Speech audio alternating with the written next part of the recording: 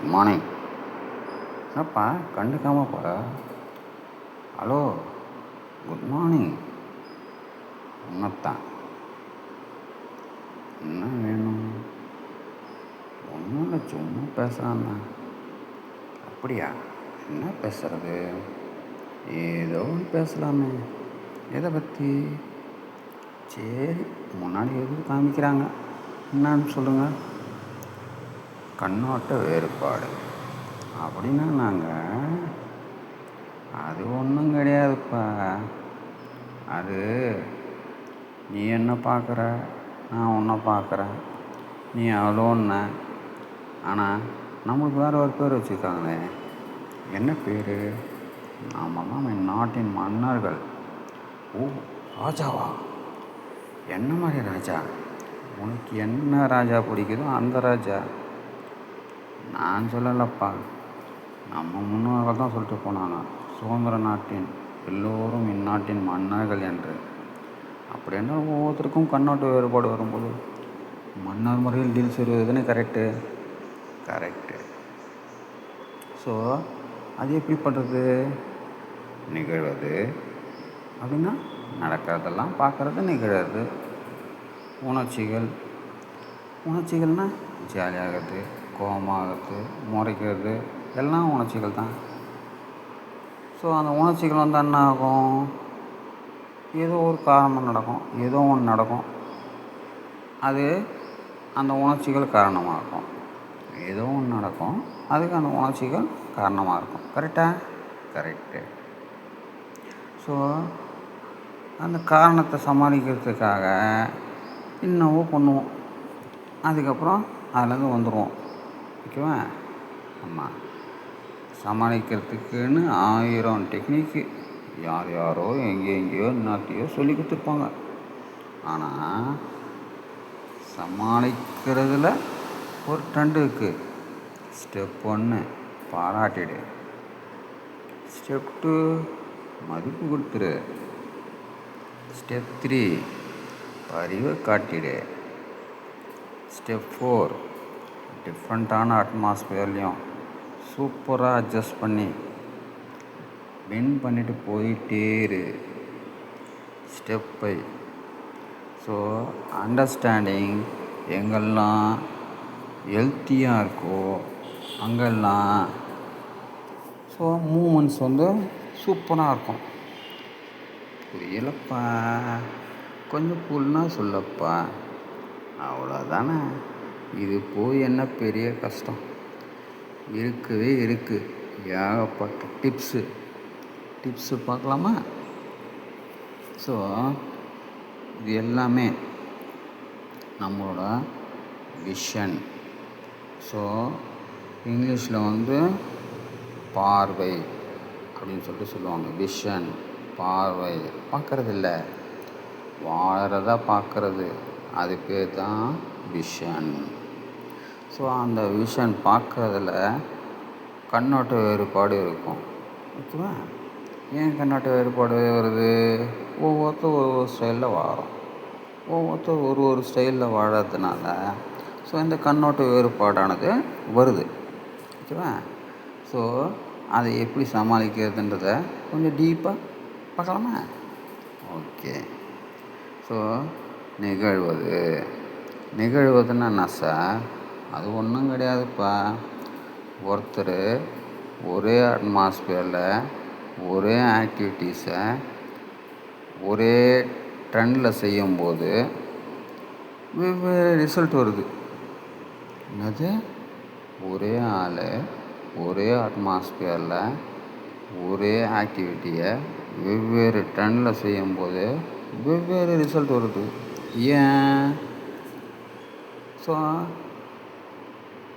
இந்த கவுண்டமணி காமெடியிலலாம் பார்த்தீங்கன்னா தெரியும்.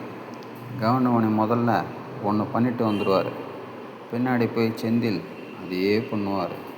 ஆனால் கவுண்டமணி வாங்க மாட்டார், செந்தில் வாங்குவார். ஏன்? ஸோ அப்ரோச் ஒன்று தான், ஆனால் உள்ளே இருந்தது வேறு.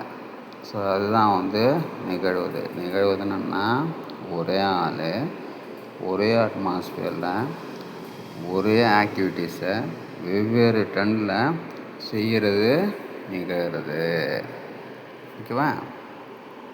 ஸோ நிறைய சொல்லலாம், எக்கச்சக்கமாக இருக்குது. ஆனால் இருந்தாலும் இதுதான் பெஸ்ட்டு டெஃபினிஷன். ஓகே, அடுத்து உணர்ச்சிகள்.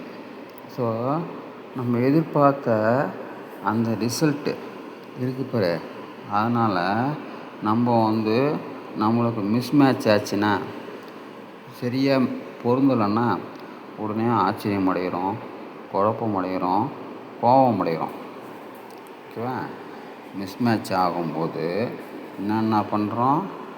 ஆச்சரியம் அடைகிறோம், குழப்பம் அடைகிறோம், கோபப்படுகிறோம். ஸோ இதுதான் நம்மளோட உணர்ச்சிகளில் பெரும்பாலும் ஷேர் பண்ணக்கூடிய ஒரு வே. இந்த வேல அடுத்தபடியாக காரணத்தை நம்ம பார்க்க வேண்டிய சூழலில் இருக்கும். ஓகேவா? என்ன காரணம் அப்படின்னு சொல்லிட்டு பார்த்தீங்கன்னா, நம்மளோட கடந்த கால எக்ஸ்பீரியன்ஸ், ஃபெய்த்து, அப்புறமா சமூகம் மற்றும் பண்பாடு பின்னோட்டத்தை பொருந்தியிருப்பதால் ஏற்படக்கூடிய ரிசல்ட்டு. ஓகேவா? அப்படின்னா ஸோ நம்மளோட அனுபவங்கள் தொட்டால் சுடும் அப்படின்னு சொல்கிறதுக்காக சூடாக சாப்பிடக்கூடாதுன்ட்டு எதனா விதி இருக்கா? இல்லை. அந்த சூடு எந்த சூடு அப்படின்றத நம்ம தெரிஞ்சிக்கணும்னா அது இல்லை. ஸோ அதுதான் நம்மளோட எக்ஸ்பீரியன்ஸ். ஓகேவா?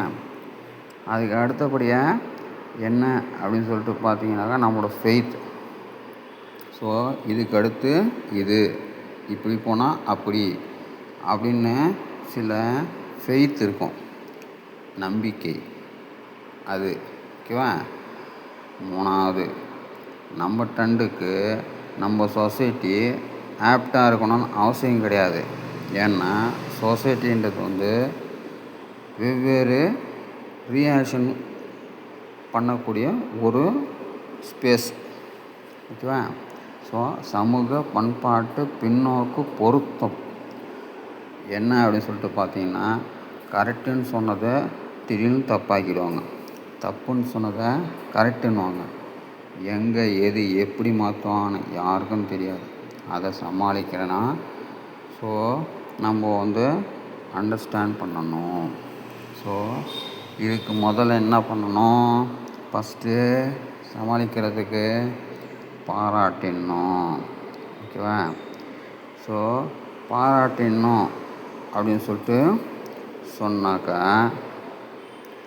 முதல்ல புரிதலை வளர்த்து கொள்ள மற்றவர்களின் கண்ணோட்டத்தை பாராட்டி செய்ய வேண்டும். என்ன பண்ணணும்? முதல்ல அண்டர்ஸ்டாண்டிங் வரணும் அப்படின்னு சொல்லிட்டு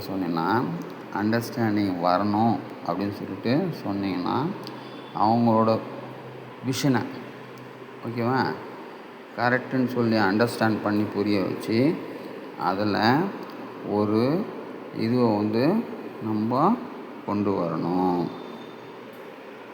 அடுத்து அவர்களின் பார்வையை மதித்து உணர்திறன் மற்றும் உண்மையான அக்கறையுடன் பரிவு காட்டுவது. இப்போது அவங்களோட ஃபீலிங்ஸ்க்கு ரெஸ்பான்ஸ் கொடுத்து அவங்க மேலே உண்மையான அக்கறை இருக்கிற மாதிரி ஆக்டிவிட்டீஸை வெளிப்படுத்தி, ஸோ நம்மளோட அடுத்த ஆக்டிவிட்டீஸ் பரிவு காட்டுதலில் கொண்டு வரோம். நடுவில் ஏதோ ஒன்று விட்டுட்ட மாதிரி இதே. ஆமாம், அவர்கள் பார்வையை மதித்து உணர்திறனை மதித்து செயல்படுத்தல். பார்வையை மதித்து உணர்திறனை மதித்து, அதாவது அவங்களோட ரெகனைசேஷனும் அவங்களோட விஷனையும் மதிப்பு கொடுக்கணும். ஸோ அந்த இடத்த கிராஸ் பண்ணுற வரைக்கும் மதிப்பு கொடுக்கணும். கிராஸ் பண்ணும்போது அவங்க ஆக்டிவிட்டீஸில் பரிவு காட்டணும். அடுத்து அந்த அட்மாஸ்பியர்லேருந்து வெளியே வரத்துக்காக ஸோ என்ன பண்ணணும் அப்படின்னா, ட்ராப் பண்ணிட்டெல்லாம் வர முடியாது. மாறுபட்ட சூழலில் அனுசரித்து போக சவாலான சூழ்நிலைகளை சமாளிக்கணும். அப்படின்னா என்னப்பா பண்ணணும்? அது ஒன்றும் பெரிய கஷ்டம்லாம் கிடையாது. இருக்கிறதுலே ஈஸியான வேலை. என்ன? முடிந்தால் மாற்று, முடியாவிட்டால் மாறிவிடு. வடிவேலு சொல்லுவானே, போருக்கு தயாராகுங்கள், திறந்தவுடன் வெள்ளை கொடியை காட்டி சிறண்டடிக்கிறோனே, அதுபோல் முடிந்தால் மாற்று, முடியாவிட்டால் சரண்டாகிவிடு.